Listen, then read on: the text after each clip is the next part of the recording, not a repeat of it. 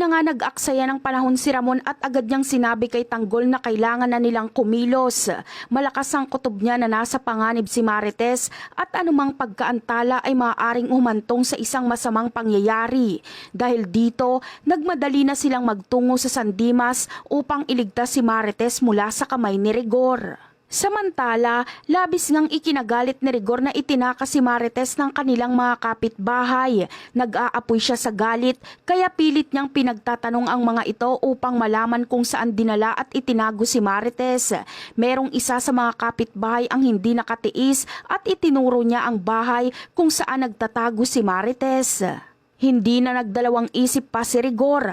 Agad niyang pinuntahan ang bahay na itinuro at walang habas niyang kinaladkad si Marites pauwi sa kanilang bahay.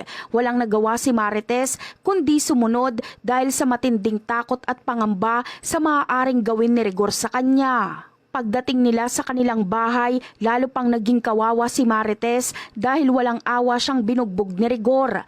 Dahil sa labis na selos at galit, tuluyan nang nawala sa sarili si Rigor at hindi na nag-isip ng matino. Ang galit niya ay umabot sa sukdulan na nagdulot ng karahasan. Sa tindi ng pagkapuot, masasaksak ni Rigor si Marites.